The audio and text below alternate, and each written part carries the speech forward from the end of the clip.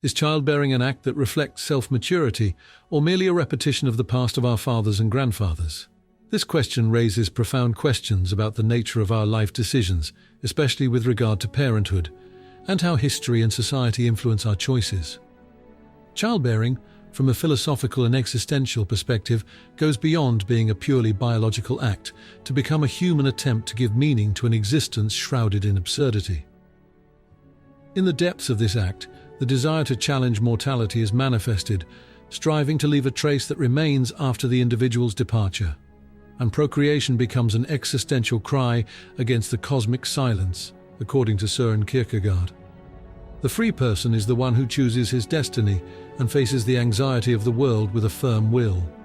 Procreation then takes a form of individual responsibility as it involves on a profound decision that links the past with the present and the future. It is an act that creates an extension of the self in time, similar to a bridge that links the fleeting moment with the desired eternity. However, this understanding is not without opposition. Emile Cioran saw that childbirth might turn into an unconscious surrender to inherited traditions and pressures. Social obliterates individual freedom. In his view, man lives in the grip of history and repetition, where generations inherit the mother of existence without realizing the weight of this burden. Reproduction here becomes part of an uninterrupted temporal machine that transmits the tragedy of human existence from one generation to another, as if it were a continuation of an absurd, endless cycle.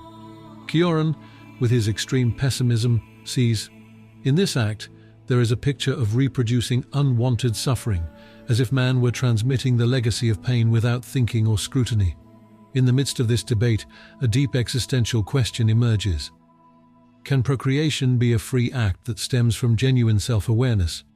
Or is it merely an unconscious submission to the authority of social norms that codify meaning?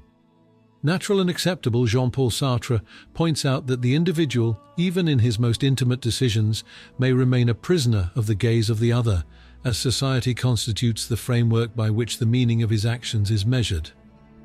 From this perspective, procreation becomes a process intertwined with time and existence.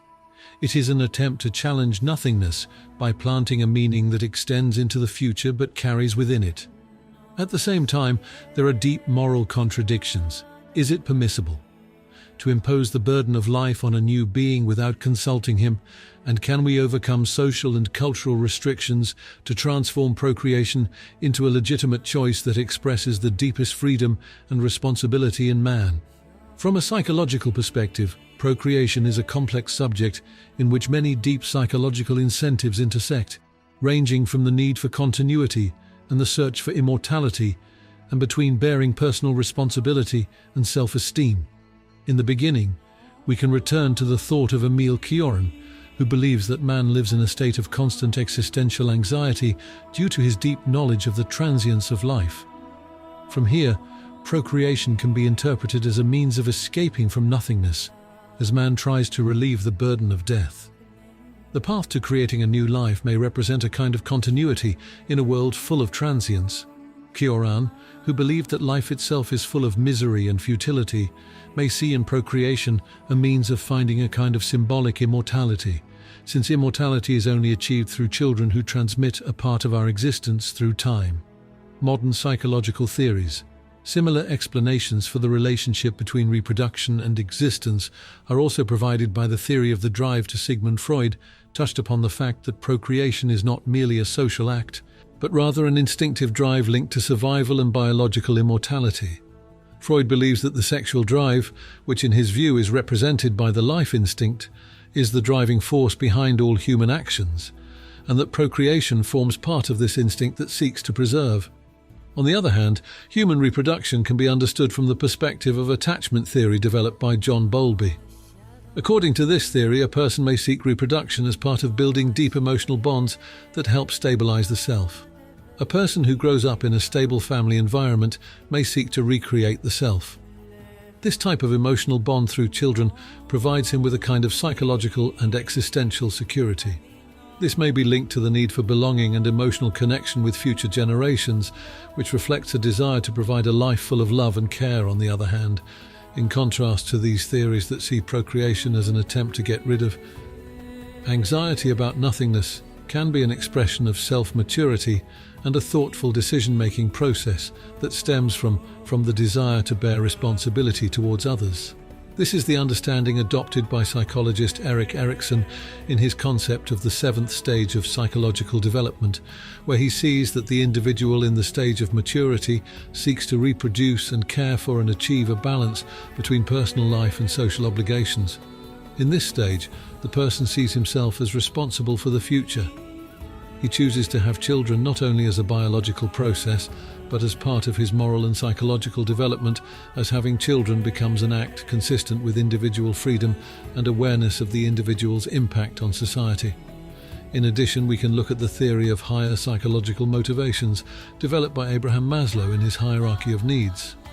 Through this theory, having children can be considered a step towards self-realization. At the top of the pyramid, a person needs to achieve the highest levels of creativity, belonging, and personal development. Some may see that having children reflects the beginning of a stage of self-realization when a person chooses to sacrifice some of his personal comfort in order to care for and educate a new generation. In this context, having children is driven by a desire. In developing personality and achieving psychological goals at the level of more than just meeting one's biological needs. From a social perspective, procreation is an act governed by a complex network of standards and expectations that society and family emphasize, where the decision to procreate becomes more than just an individual choice or personal desire. In societies that revolve around the continuity of lineages and the preservation of family identity, procreation becomes a responsibility. Collective oppression of individuals through deep-rooted cultural and social pressure, as reproduction is not viewed merely as a biological or emotional act, but rather as a cultural aspiration that requires the individual to adhere to a certain path that ensures the survival of this family line and makes its continuity central to shaping the collective identity of society. In these societies, personal choices regarding reproduction are collective in nature and transcend the scope of individuals and derive their legitimacy from fixed cultural values. The person who belongs to these societies finds himself under the pressure of inevitable pressure, as these social expectations become invisible restrictions that restrict his choice, which makes him adopt his decisions not based on his inner desires or his individual aspirations, but rather based on an inherited cultural pattern that imposes on him what is expected in a long historical context of values that do not recognize individual freedom as it is known in societies with an individualistic character. A person can feel as if his choice to have children is in fact a repetition of inherited laws, where his role in life becomes just a link in an endless chain of social actions that he has no ability to change. Its course is that procreation in this context turns into a process of reproducing traditions that the individual cannot escape from. And his responsibility for continuing life does not mean a new beginning, but rather a continuation of what his fathers and grandfathers began before him, which indirectly imposes on the person to be a mere transmitter of these roles. Deep social without necessarily realizing that his decision is nothing more than a repetition of what preceded these cultural patterns that characterize social life, make procreation not an act resulting from liberated individual thinking, but rather a repetition of an inevitability that is wrapped in love or personal desire, but in the end remains governed by a set of pressures that limit. From freedom of choice, personal choices become governed by societal expectations rather than an honest expression of desires. Individuals and these traditional patterns remain in constant renewal, as the individual sees in his decision only a fulfillment of requirements that he is no longer able to escape from. From a cultural perspective, reproduction is considered not just a biological act, but an essential part of the process of preserving cultural identity and extending it across generations. In many societies, it is viewed as childbearing is more of a social duty than an individual choice. Despite the differences in traditions and customs from one culture to another, the common goal is to maintain the continuity of the family, cultural identity, and religious heritage. In this context, childbearing becomes part of the cultural trust that the individual must fulfill, which results in the repetition of cultural patterns. It is decided by previous generations without thinking or questioning.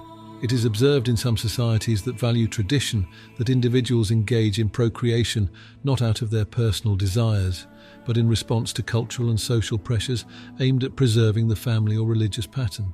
This custom becomes part of the social duty imposed by the system. Cultural, where the individual is not expected to question the usefulness of this action or its deep meaning, but rather procreation becomes part of his role, a continuous life that cannot be broken, like a repeated link in an endless chain. In this context, we can recall the philosophy of the French philosopher Maurice Merleau-Ponty, who spoke about how the individual sometimes loses awareness of himself and turns into a mere repeated tool for social and cultural practices, where the person becomes part of the group, which applies its laws without the slightest thought about the individual intention behind these actions. The approach of the Abbasid philosopher al-Ma'ari reinforces this idea, as we find that his poetry and prose were laden with a critique of life and existence. In his famous collection Sakat al-Zand, al-Ma'ari asks about the schedule of life and man in this world that seems repetitive and crowded with absurdity. He said in one of his verses, "If this life is fleeting, then what is the benefit of striving for it?" This question expresses his idea that man often repeats the same life cycle without realizing its futility and follows tradition without examination or scrutiny. According to him, man is drawn to the act of procreation as he is drawn to life itself, without a real ability to understand the meaning of this repetition, which may be governed by forced continuity more than being a deliberate choice on the cultural level. We may also find that some societies consider childbearing a religious obligation, requiring the individual to have children in order to fulfill the promise of continuity and religious inheritance. In this regard, the ideas of the philosopher emerge. The German Friedrich Nietzsche on the will to power, which sees that man in his search for power and cultural authority tends to reproduce himself across generations through reproduction. In some cultures, the individual seeks to transmit certain ideas, beliefs and practices to future generations, which reflects the strength of the culture that is passed from one generation to the next. Without changing or transforming this cultural view of reproduction, which makes it a mere repetition of societal traditions, it also raises philosophical questions about freedom of will. In this context, this topic can be linked to the theories of the French philosopher Jean-Paul Sartre, who spoke about existence before essence, considering that man must transcend social traditions to create its own essence. But in societies that emphasize the continuity of values and traditions, the question arises, is it possible for an individual to be truly free in his decision to have children, or is he governed by the social patterns that frame his freedom? Sartre answers that a person who falls under the authority of cultural traditions cannot achieve his free self, as he becomes governed by repeating the past. From the moral point of view, the issue of childbirth opens wide doors to questions about responsibility. The burden that an individual bears towards future generations, especially in a world full of existential challenges and pain. The decision to have children is not limited to creating a new life, but extends to bearing the consequences of this action, including the potential confrontation of difficulties that children may face in a world full of suffering and complex social and political circumstances. In this context, the moral question of the extent of an individual's readiness to bear the responsibility of having children in this world that may not be ideal or stable becomes central, and many theories that deal with individual responsibility towards future generations overlap. The German philosopher Will Kant, who focuses on the importance of moral duty and the moral law that motivates man to act according to what is right in itself. He may think that procreation should be done within the framework of full awareness of responsibility towards the life that will be created. According to Kant, a person should make his decisions based on the principle of duty, not on individual feelings or desires. Therefore, procreation may be considered a moral act only if the individual is fully aware of the challenges that the children will face in life, the future, and be ready to bear his responsibilities towards them. In this context, having children can be an immoral step if the individual does it without thinking about the consequences of this decision for the future generations. On the other hand, we find the French philosopher Jean-Paul Sartre, who may raise the issue of having children through the concept of existentialism and individual freedom. In Sartre's context, man is considered responsible for his choices, but he is also imprisoned in the burden of those choices that may affect others. Thus, procreation may be viewed from Sartre's perspective as an act that includes a double moral condemnation. On the one hand, it is an expression of the person's freedom to choose his family future, and on the other hand, it is the bearing of the burdens of parents, the existence of new life in a world full of suffering and unstable conditions. According to this perspective, procreation may be a kind of surrender to biological judgments, and social without taking into account whether the world is really ready to receive more pain and suffering that children may face. In contrast, the theory of the English philosopher Peter Singer, who adopts the principle of utilitarian ethics, raises another question about procreation and moral responsibility. According to Singer, moral action is evaluated based on the consequences that result. In other words, actions that bring the greatest benefit to the greatest number of individuals are considered moral. From this perspective, procreation may be considered a moral decision only if it contributes to improving the well-being of individuals and society in general, and if it is likely to contribute to creating an environment in which future generations can live full lives. With the opportunities and possibilities in a world suffering from complex environmental and social changes, childbearing may be, in Singer's view, an immoral decision if the environmental and social consequences that may affect future children are not considered. In addition, the French philosopher Michel Foucault is known for his criticism of social systems that limit the freedom of individuals. From Foucault's perspective, reproduction is viewed as part of one of the vital technologies that are used to maintain the continuity of society. Through this view is that reproduction is considered an act governed by social and cultural beasts, as it is imposed as a social duty that may not be the result of a free or responsible choice. In this case, reproduction may be viewed as a tool for reproducing society and not as a moral act. Stemming from deep human values, it is also worth noting that the American philosopher Susan Sontag has questioned in her works the impact of childbearing traditions on human thinking, especially when these traditions are linked to societal expectations. According to this view, childbearing may in some cases be merely a reflection of the authority of cultural and religious traditions, where the act is a product of social pressures in which the individual does not bear real responsibility. Sontag, who stressed the need for critical thinking and freedom from social restrictions, may see that procreation in such cases is a surrender to cultural desires that are incompatible with moral responsibility towards future generations. In light of these multiple moral theories, the basic question appears about, is having children a responsible act that reflects a desire to provide a better life for future generations, or is it just surrender for biological or traditional tendencies without full awareness of the consequences of this act from a historical perspective? Reproduction has always been the cornerstone of the process of the continuity of the human race and the development of societies throughout the ages. In ancient societies, the need for reproduction was directly linked to the survival of the tribe and the family, and formed the basis for the continuity of lineage and the inheritance of values and customs. Society was. The old emphasized the importance of procreation as a social duty imposed by cultural and historical pressure on individuals to ensure the continuity of the collective identity. This act was primarily carried out within a framework of biological and social inevitability. Here, procreation was considered a natural extension of existence, and man was part of his life cycle that could not be deviated from, as the family was like the entity that maintains the cohesion of society through the continuation of its offspring. With the development of modern societies, this traditional vision began to change radically in modern times.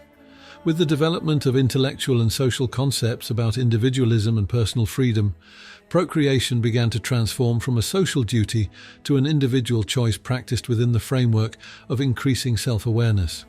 While previous generations viewed childbearing as part of a collective responsibility imposed by tradition, in the modern era, it has become more closely linked to personal choices that reflect the development of individual thought. Childbirth has taken on serious connotations, as the individual has been given the freedom to make his own decisions regarding this issue based on his personal aspirations and goals, far from the social pressures that were prevalent in the past. However, with this transformation, some traditional elements have remained. The wave of individual decisions looms on the horizon in some contemporary societies. childbearing is still a sign of social or biological maturity, as individuals are expected to prove themselves by establishing a family and having children. In addition to this, the influence of cultural and religious factors continues to play a major role in shaping individuals' decisions. What creates a complex interaction between individual self-awareness and the old societal traditions that still exist, if we find that the decision to have children in the modern era reflects a mixture between independent individual thinking and a return to some traditional values, as it expresses a complex interaction between the individual and society over time. On another level, we find this interaction between tradition and modernity also appears in literature and philosophy, where the traditional idea of procreation was part of the concept of social duty imposed by society. The French philosopher Eugène de Poitou addressed the idea from a historical perspective, pointing out that in the past, man tended towards procreation not only to ensure survival but also to expand the social and economic scope of society.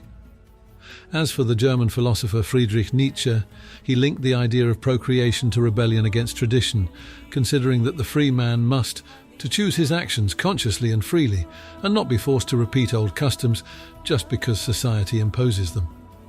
From a religious perspective, procreation is not just a biological act, but rather a sacred experience that carries deep spiritual and moral dimensions. In many religions, procreation is viewed as part of the divine will, where the human being is like a tool to achieve a broader divine design that goes beyond mere biological reproduction to an expression of human existence within the framework of his higher will. In this context, procreation becomes an act in which the divine intersects with the divine power and includes moral and social consequences that are measured not only by what results from it in terms of the continuation of the offspring, but also by the role expected of the parents in shaping the awareness of future generations and guiding them in the path of religious values. In Islam, for example, childbirth is considered a divine blessing. As a social and religious duty, monotheistic religions emphasize that man is part of a greater divine project, as they see procreation as a means of strengthening the spiritual and moral values that parents are responsible for transmitting to their children. In this context, procreation is not merely a response to the needs of biology, but rather a response to a divine will that requires man to interact with life with caution and awareness to ensure his upbringing in an environment that establishes the good of society and religion.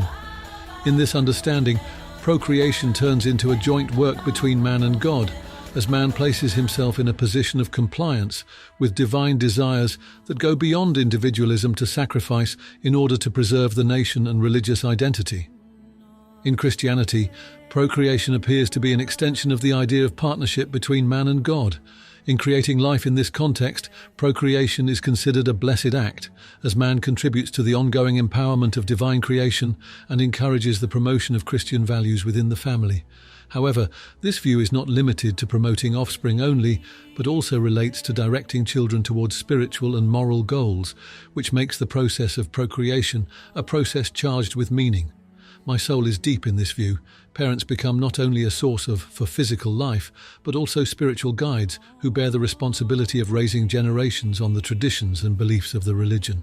As for Judaism, the religious vision of procreation is an extension of a special relationship with God, where procreation is considered an essential part of the continuity of the Jewish nation.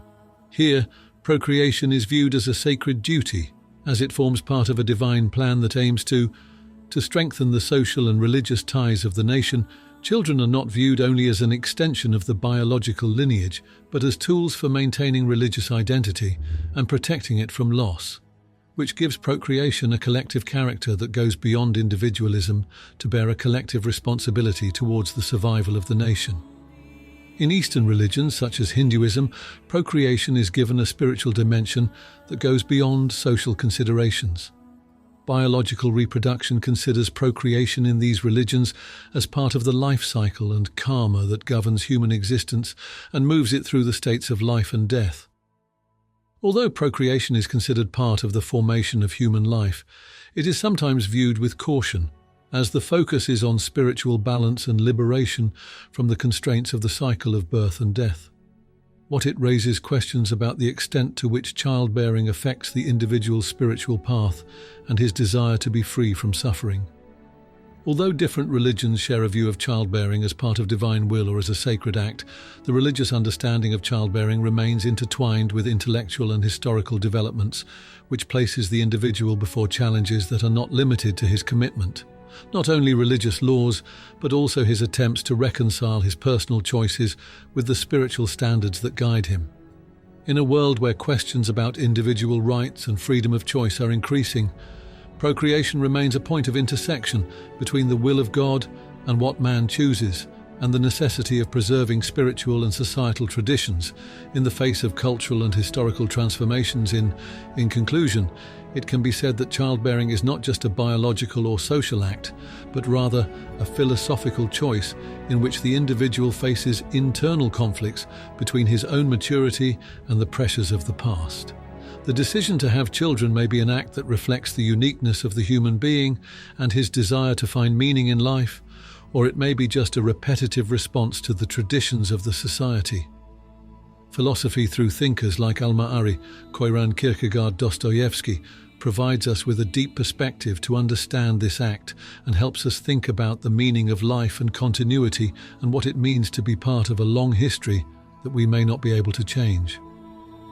In conclusion, the decision to have children remains a very complex act that is pulled by existential, moral and cultural dimensions, as it shifts between being a free choice that reflects the maturity of the self and her awareness of the touch, and between it being a surrender to social pressures or a response to biological motives and inherited traditions. Here a question arises that requires us all to deeply contemplate. Is the decision to have children an expression of free will and true individual awareness, or is it an unconscious repetition of a social and cultural role that we cannot break? We invite you to answer this question via the comments and share with us your opinions and visions about this profound human subject. A person becomes lonely if he knows more than others. This saying, which was launched by Carl Jung, opens before us a broad horizon for understanding the true suffering of man in the face of knowledge. These words are not merely a contemplation of the relationship of the individual with society, but rather they are a clear expression of the tragedy of human existence itself, where a person collides with who goes beyond the boundaries of prevailing knowledge with the inevitable wall of isolation. Jung, who saw in the collective unconscious a force that unites people in their cultural and psychological heritage, expresses here the tension between individual understanding and collective isolation. As the person who crosses the boundaries of the group finds himself in an unfamiliar knowledge that will have no choice but to, he walks the path of deep understanding that others cannot keep up with. What Jung raises in this statement is what we can call the burden of understanding. The more the individual delves into knowledge, the greater the gap between him and others.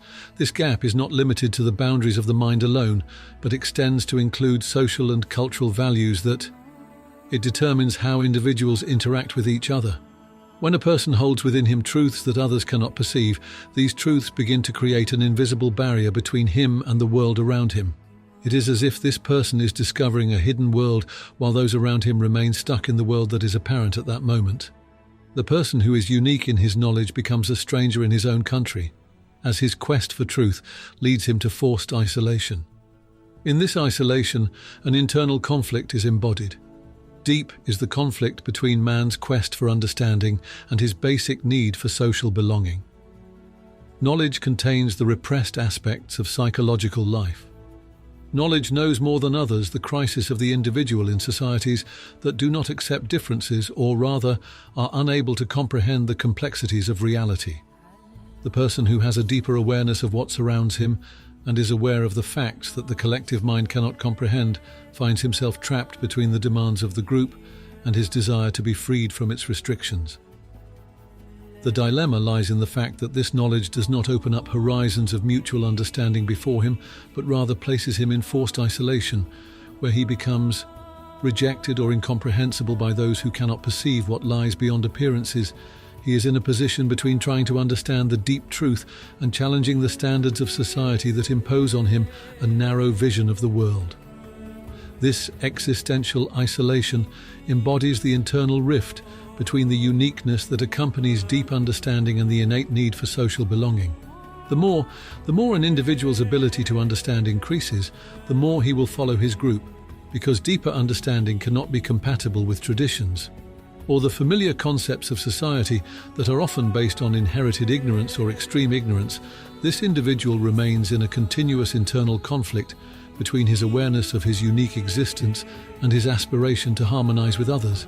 Instead of his knowledge being a bridge for communication, it becomes a barrier that separates him from everyone.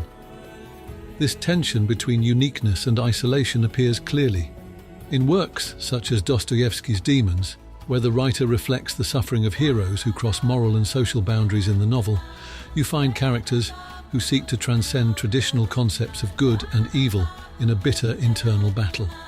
When they cross these boundaries, they discover that they have separated themselves from the social reality that cannot tolerate their extremist ideas. This appears. The existential divide is stark in the character of Peter, who seeks to rebel against the usual values, only to find himself in the end isolated from everyone, and sometimes in conflict with himself. This separation is not just a conflict with society, but with the values that he believed represented his common truth.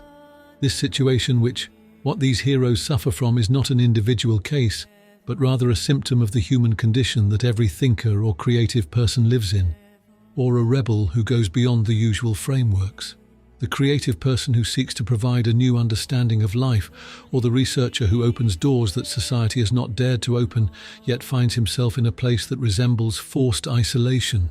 That isolation that is more bitter than social loneliness, because it becomes a reflection of a deeper conflict between the truth, subjectivity, and collective reality, between the self that rejects mental stagnation and the society that insists on remaining in a state of cognitive and existential stability. This isolation that the individual faces is not just social alienation, but rather a spiritual and mental separation from the environment. In this context, the individual becomes in a state of constant contradiction between his attempts to reach to the truth and the difficulty of communicating with those who are languishing in the cognitive darkness. The more knowledge increases, the greater the distance between him and others, until he discovers in the end that knowledge is not just a tool for communication, but is sometimes another source of unbearable isolation. This existential tension between uniqueness, knowledge, and isolation. It also allows us to see the deep gap between man and his fellow man, which can be seen in existential literature and philosophical works that deal with subjectivity and existence. Deep understanding in this context not only gives the individual the ability to analyze and examine, but also immerses him in a sea of existential isolation that may be more severe than any social unit. From a psychological perspective, Jung's statement stands out as a deep connection between cognitive awareness and psychological isolation, which we can link to Jung's own concept of the shadow in the human psyche. The shadow is that part of the self that remains hidden in the unconscious and includes the feelings, thoughts and motivations that we refuse to acknowledge or that we have repressed within ourselves in the case of the person who is more aware than others. This process of awareness brings with it a confrontation with these inner shadows. When self-awareness and deep thinking increase, the person must confront dark aspects of himself that were previously hidden beneath the surface of awareness, aspects that society or the surrounding culture cannot accept. This confrontation with the shadow can be painful, as the individual may find himself in a state of alienation from himself and those around him. Knowledge in this context becomes a double-edged sword. On the one hand, it is a means of liberation from ignorance and enables the person to understand himself and the world around him more deeply. But on the other hand, this knowledge also becomes the path to revealing aspects that were hidden in the soul, which may lead to a deep internal conflict. This internal conflict between consciousness and the shadow is parallel to the concept. The philosophical argument put forward by Friedrich Nietzsche in his book Thus Spoke Zarathustra, where he talks about the Superman or Übermensch who transcends traditional social and moral values to fully realize himself. But Nietzsche explains that this cognitive and intellectual superiority comes at the cost of isolating the person from society, even though knowledge grants strength and ability. On the impact, but it may also lead to the person slipping into a state of isolation. This understanding of existence filled with conflict between the individual and society is what makes the super-individual isolated in the eyes of others. As for Martin Heidegger's philosophy, existence itself is viewed as a state of alienation. Heidegger, in his work Existence Time, indicates that man, with his awareness of his death and the limitations that characterize his existence, becomes in a state of existential isolation when he begins a person in realizing the deep truth about his existence, including the deadly understanding of time and space, faces a spiritual isolation represented by existential anxiety.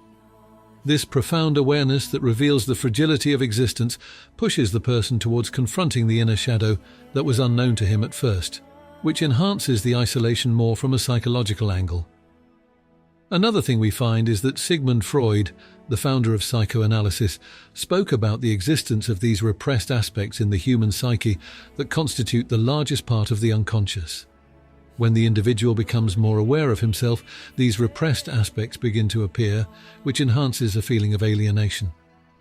Freud believes that increasing awareness exposes the person to an internal conflict between what is repressed in the subconscious and what society imposes in terms of controls and values, and this conflict can lead to psychological tension, which contributes to the growth of internal isolation. Carl Jung's statement essentially reflects the deep disparity between the individual and society in terms of knowledge in a world that glorifies collective conformity and cognitive superficiality deprives the person. One who has a deep understanding of existence has the ability to share this knowledge with others, even though society prefers the narrow horizon that is not disturbed by any reflection. Then the individual who seeks to transcend this surface finds himself in the position of a stranger whom no one understands. Here, the tragedy of this individual appears in his feeling of continuous isolation, as it becomes impossible for him to communicate with others who lack the intellectual tools necessary to understand his ideas. The disparity in knowledge creates an unbridgeable gap between deep individual consciousness and superficial collective consciousness, where truth becomes unattainable except within a limited circle of thinkers. This cognitive gap is reflected in the works of philosophers such as Spinoza, who in his book Ethics presents a vision of knowledge as a liberating force that can lead to individuality. For Spinoza is a deep understanding of the world as a quest for human perfection, but at the same time it distances the individual from the group because knowledge of the truth requires transcending popular beliefs and prevailing patterns of social thinking. Although Spinoza sees this knowledge as the only way to achieve true freedom, it becomes at the same time a social burden that may lead to isolating the thinking person from society. The knowledge of the greater human being that goes beyond the limits of collective values may be a reason for his marginalization or lack of understanding by others. In the same context, we can find a match in Buddha's idea about deep awareness and what the saying proposes in Buddha's teachings. We find that the person who achieves enlightenment and ascends to understand the great truths of existence, one finds himself in spiritual isolation from others. Although Buddha calls for communication with others and a move towards broad compassion, this deep spiritual journey towards nirvana may create a feeling of alienation from a society that is in tune with its whims. The individual who reaches spiritual knowledge, the Supreme, cannot express it simply to others because they do not have enough awareness to understand this profound wisdom. On the other hand, in the basic concepts of metaphysics of the German philosopher Martin Heidegger, we also find how man in the era of modernity reflects his cognitive isolation from society because of his constant pursuit of a deeper understanding of existence. Heidegger, he believes that contemporary man is drowning in preoccupation with daily existence and superficial thinking, which creates a kind of emptiness, spiritual and existential. The person who is aware of his existence on a deeper level acquires additional suffering because he becomes a strange being among others who do not seek this awareness but are limited to daily or material matters. In literature, we find in Homer's Odyssey a similar image of social and cognitive alienation, where Odysseus embodies the person who suffers from his isolation. Continuing because of his deep and different experience from those who live in his homeland, Odysseus's journey is not just a physical journey, but also an inner journey of knowledge that makes him separate from his world. Odysseus is also unable to share with others his suffering or a deeper understanding of his existence, which enhances his feeling of alienation, and difference from these philosophical and spiritual examples show that deep knowledge does not always come as a tool for communication or rapprochement, but often becomes a double-edged sword, leading its owner to social isolation that may be more difficult than physical isolation. It opens up a broader horizon of understanding for the person, but it may pull him away from the society that On the moral level, Carl Jung's statement raises fundamental questions about the relationship between knowledge and moral values.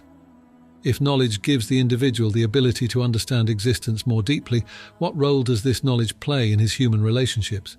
Should the individual bear responsibility for this knowledge that may isolate him from others? Or should he remain within the limits of traditional knowledge in order to maintain his connection with society?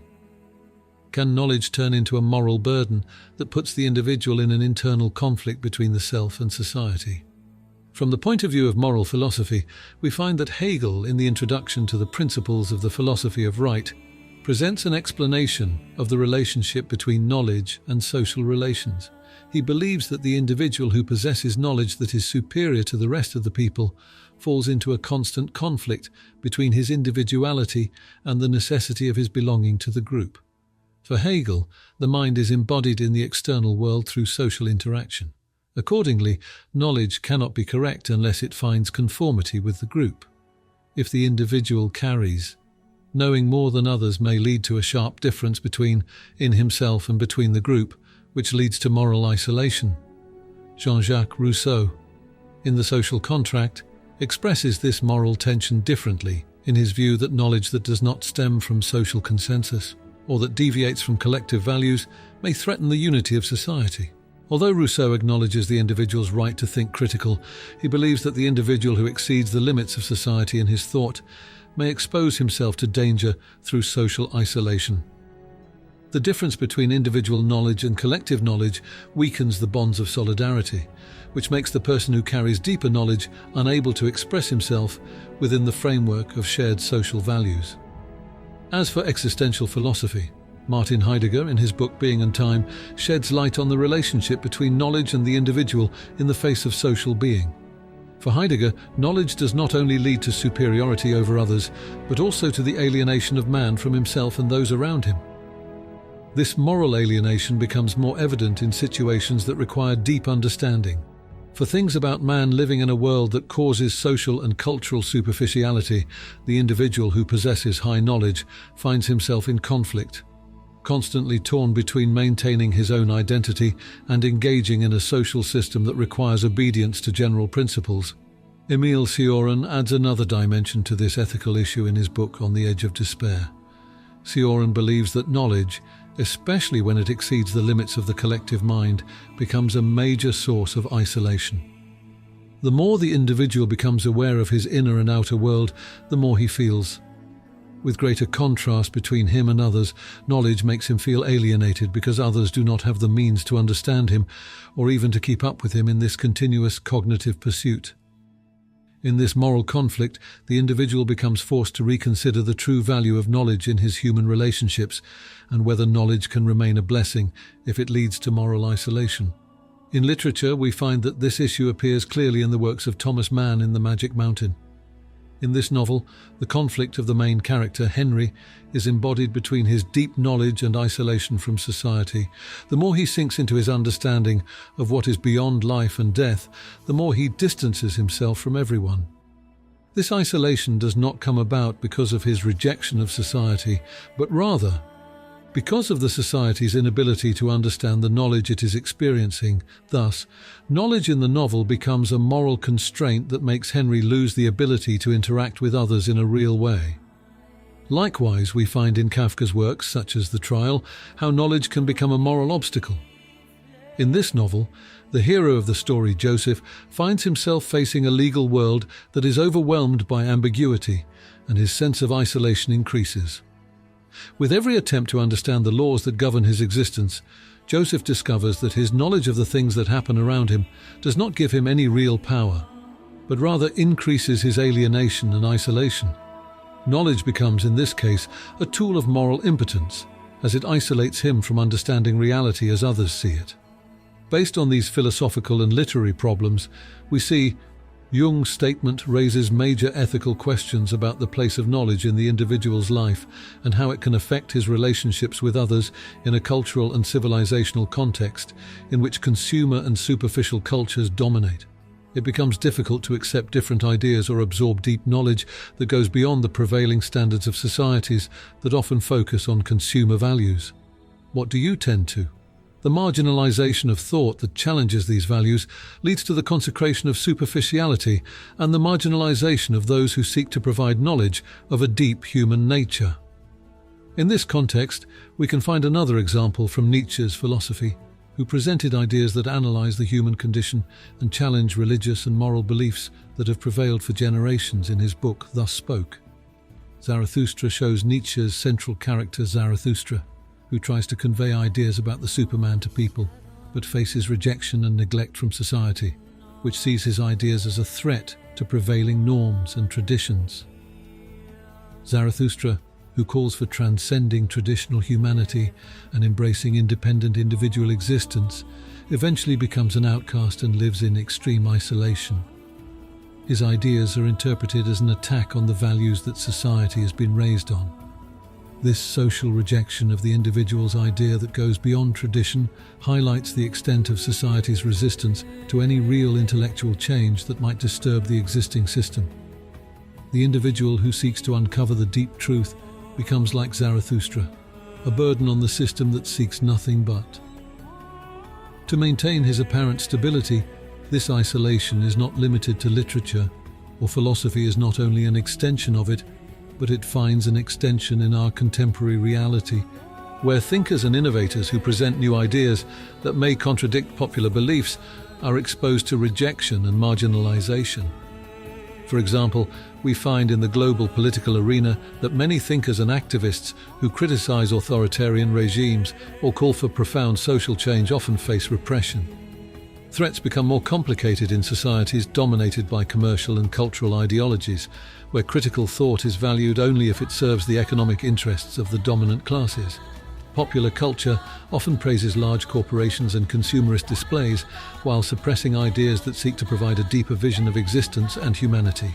In this context, the thinker who does not conform to this prevailing social trend becomes a person alienated from society and suffers from isolation that carries within it a philosophical tragedy, such as what Nietzsche showed in his ideas about the higher man, and the society that cannot accept this marginalization of deep thought, whether in philosophy or in political reality.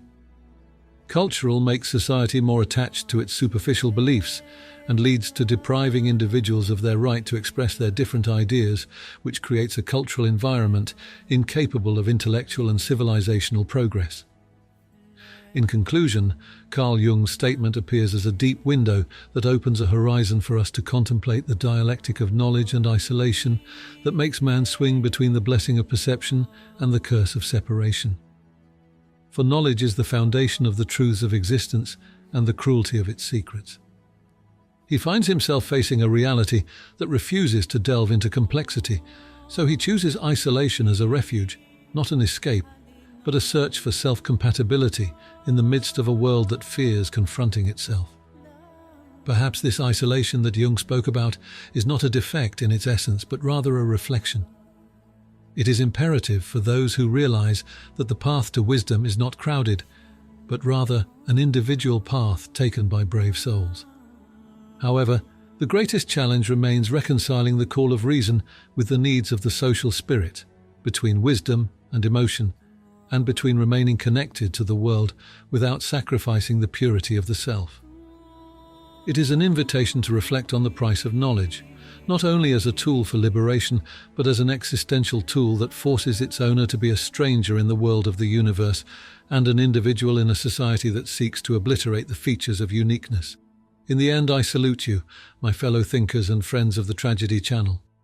You are the ones who embark with me on a journey of contemplation of the essence of man and the secret of existence. You are the ones who swim against the tide of superficiality towards the depths of truth. As we turn the pages of this contemplation, I promise you a new meeting in which we will dive together into the labyrinths of thought and the secrets of existence, where new issues await us that deserve to be dismantled and analyzed.